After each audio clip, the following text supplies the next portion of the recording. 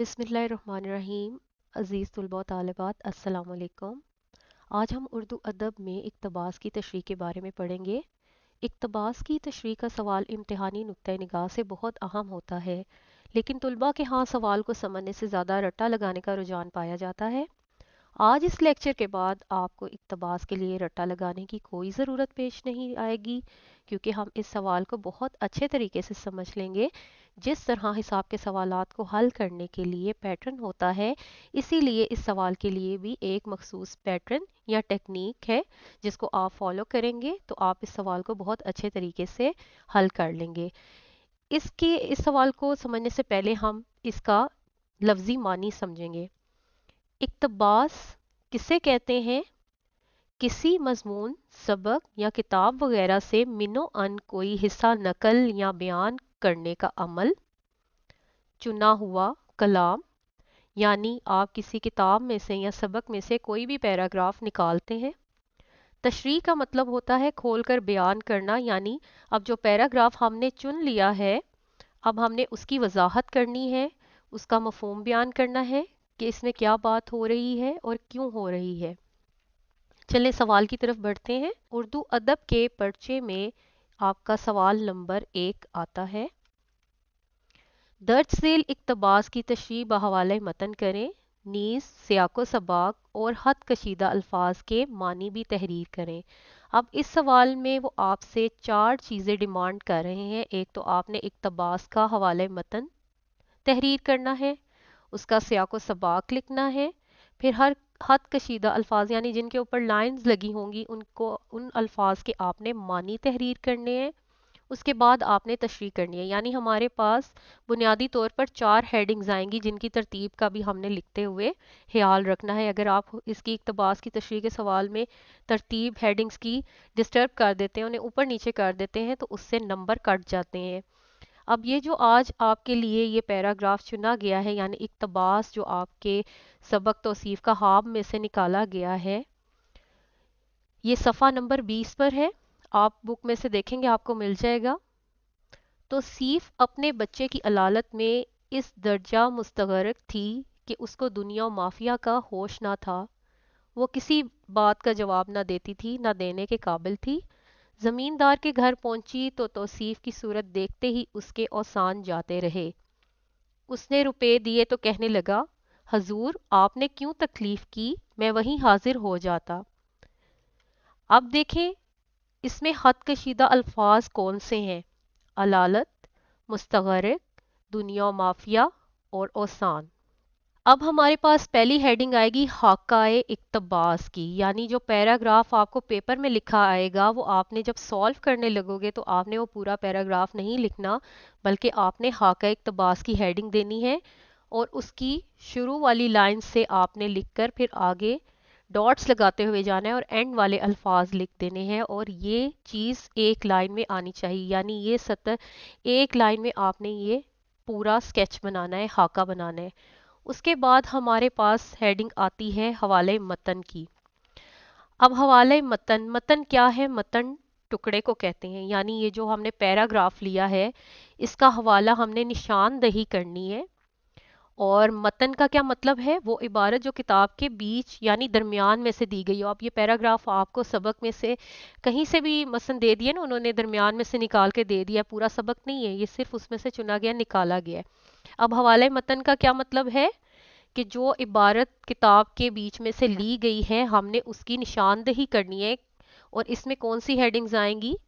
सबक का उन्वान और मुसन्निफ का नाम। सबक का हमेशा उन्वान होता है। अगर आप सबक का नाम लिखेंगे तो उसकी सेंस रॉन्ग जाएगी, यानी उसका ग्रामेटिकली कोई मतलब नहीं बनेगा। जैसे इसकी मिसाल ऐसे ही है जैसे मैं आपसे पूछूं कि बेटा आपका उन्वान क्या है, तो इसी तरह ये इस रॉन्ग जाता है अगर आप कहोगे सबक का नाम। सबक का नज़म का हमेशा उन्वान होता है। और हमारे आज के इक़्तिबास के सबक का उन्वान है तौसीफ का ख्वाब। इसके मुसन्निफ का नाम है अल्लामा राशिदुल खैरी।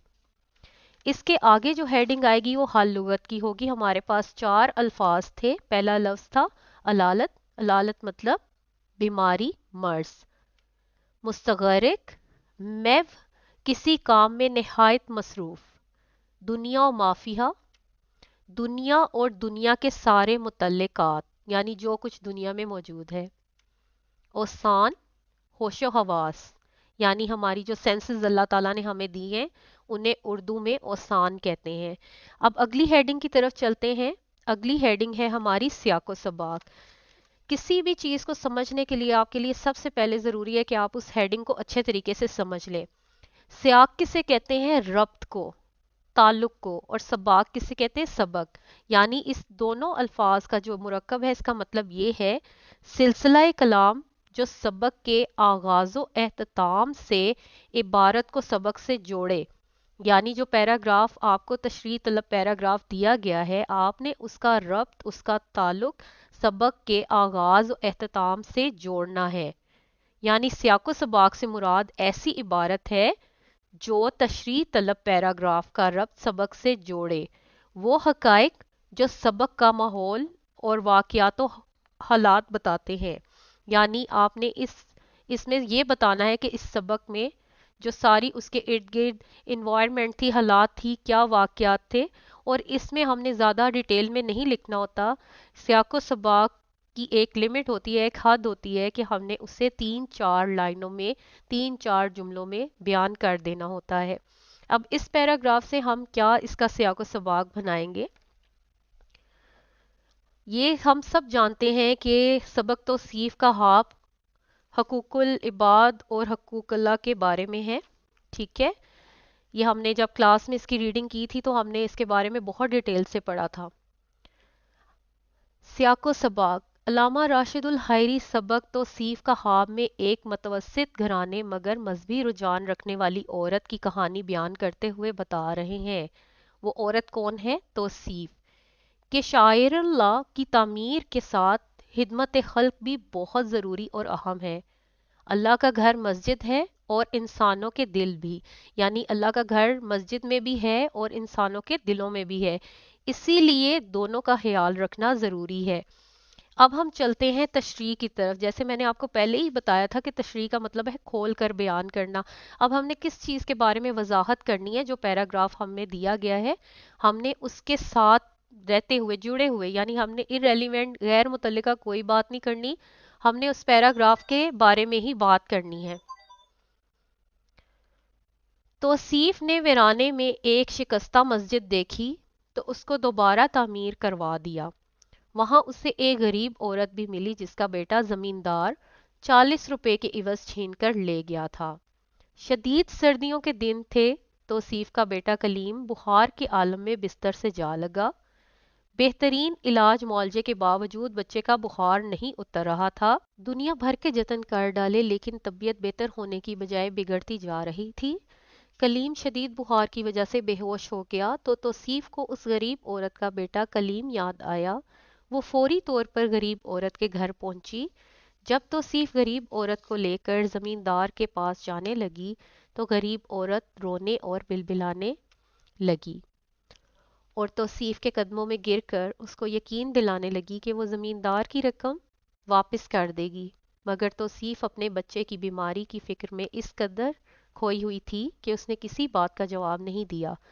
توصیف غریب عورت کے ساتھ جب زمیندار کے گھر پہنچی تو زمیندار کے حواس گم ہو گئے۔ وہ بولا، حضور آپ نے تشریف لانے کی زحمت کیوں کی؟ مجھے بھلوا لیا ہوتا۔ یوں توصیف نے زمیندار کے پیسے واپس کر کے غریب عورت کو اس کا بچھڑا ہوا بیٹا دوبارہ ملوا دیا۔ آپ نے اس تشریح کے ساتھ ساتھ یہ دیکھا ہوگا کہ جو الفاظ اس میں حل لغت میں آئے تھے ہم نے ان الفاظ کے معنی تحریر کیے ہیں۔ اگر آپ ان الفاظ کو ویسے ہی استعمال کر لو گے تو آپ کے حل لغت سے نمبر کٹ جاتے ہیں۔ اس بات کا بھی آپ نے اس تشریح میں خیال رکھنا ہے کہ حل لغت کے الفاظ کو آپ نے ان کے معنی استعمال کرنے ہیں۔ امید ہے کہ اس لیکچر کے بعد آپ اس سبق کے کسی بھی اقتباس کی تشریح آسانی سے کر لیں گے۔ ضرورت اس بات کی ہے کہ آپ کو سبق کے تمام مشکل الفاظ کے معنی آتے ہوں، سبق کا عنوان اور مصنف کا نام صحیح طریقے سے لکھنا آتا ہو، ہیڈنگز کی ترتیب کو یاد رکھیں تو آپ اس سوال کو بہترین طریقے سے حل کر سکتے ہیں۔ اپنا بہت خیال رکھیے گا۔ فی امان اللہ۔